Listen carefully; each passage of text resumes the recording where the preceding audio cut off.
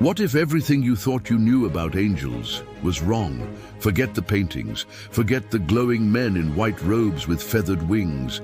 The Bible's descriptions of angels are not gentle, they are terrifying. They are not merely human-like figures sent to comfort, but beings so strange, so overwhelming, that whenever mortals encountered them, their first reaction was not peace, but terror. Think of it. If angels truly looked like us, why does Scripture record humans collapsing in fear when they appeared? Why do they begin their messages with the same words over and over again? Do not be afraid. Afraid of what? Let's peel back the veil. Ezekiel saw them. Isaiah saw them. John saw them. Their descriptions are unlike anything in human imagination, and when you realize what angels really look like, your understanding of God's creation and the unseen world will never be the same again. Imagine standing on desert sand and the heavens split open.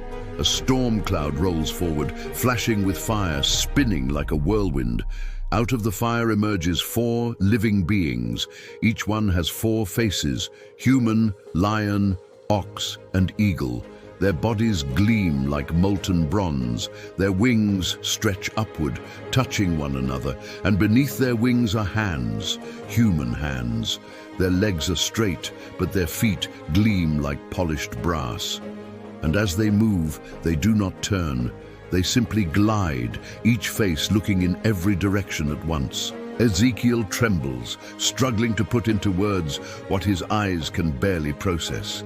These are cherubim, not the soft baby-like figures from Renaissance art, but living, burning guardians of God's throne. And here lies the first great mystery.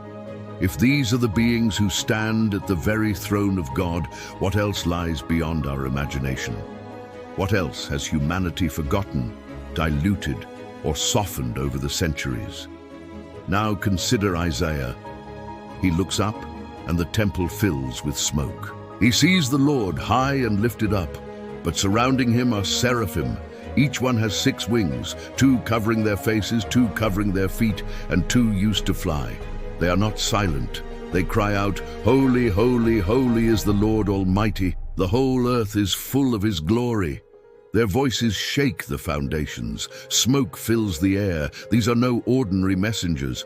They are fire serpents, radiant beings whose very presence shakes creation. But why does Scripture emphasize their appearance so vividly? Could it be that God wanted humanity to understand the weight of his unseen order? That his servants are not frail, human-like figures, but overwhelming forces of power and glory? And yet, the Bible gives us even more. John, exiled on the island of Patmos, is taken up in vision.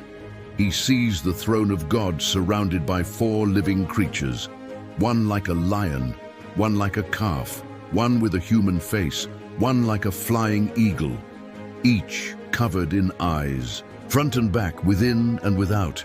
Not a single movement escapes their perception. They never stop proclaiming, "Holy, holy, holy." Can you imagine seeing a being covered entirely in eyes, watching you not with one gaze, but with 1,000? Would you be comforted, or would you fall on your face, trembling? This is the reality of angels, not the sweet, fragile figures you've seen in storybooks, but beings of unimaginable form, designed for roles humanity can barely grasp. Guardians, messengers, warriors, thrones of fire, wheels within wheels, each detail in Scripture pushing us deeper into awe and wonder. But here is the question that should haunt you. Why have we, for centuries, reduced them to gentle humans with soft white feathers? Who decided to veil their true appearance? Was it to make them more relatable, less terrifying, or perhaps to hide a truth that humans were never meant to easily accept? Think about it.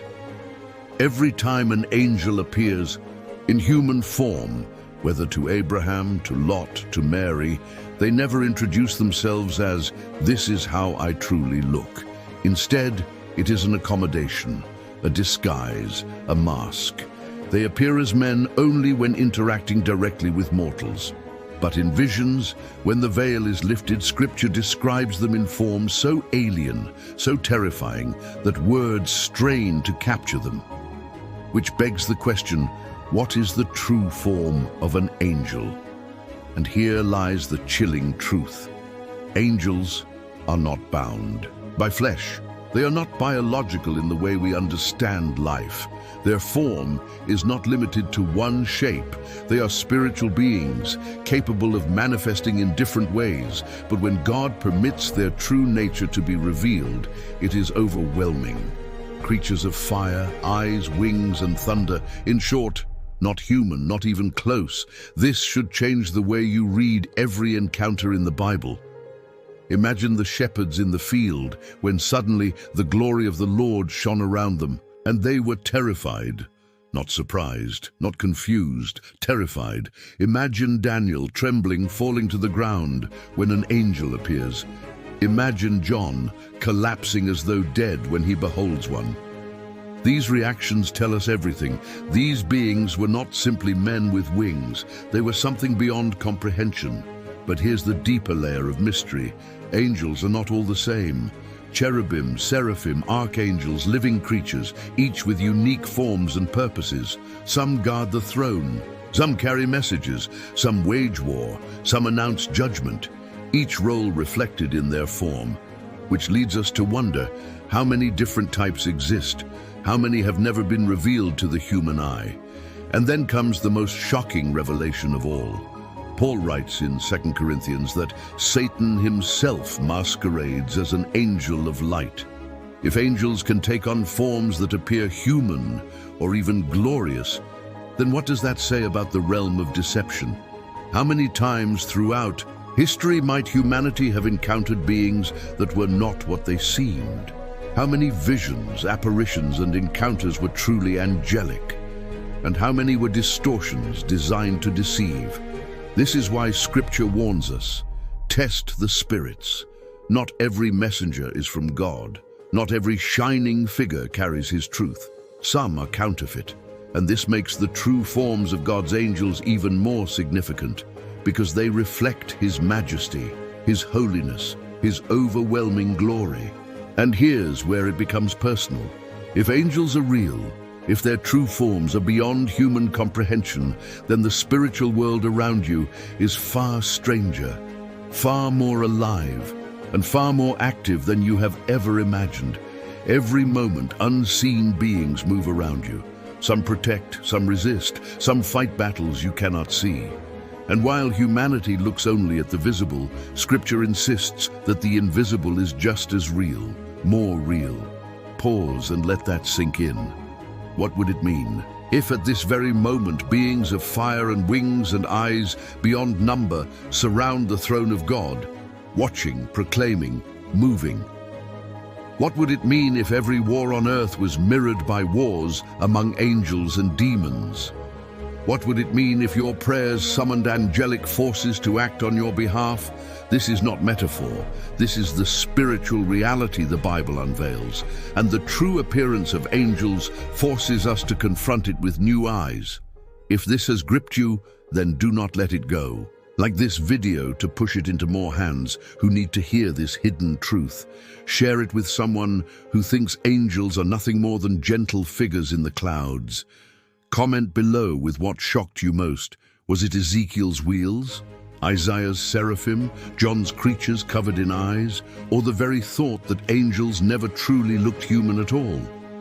And make sure you subscribe, because week after week, we are pulling back the veil on the Bible's greatest mysteries. The things hidden in plain sight, waiting to be uncovered. The truth is simple, yet overwhelming. Angels are real. Angels are active. Angels are not what you thought.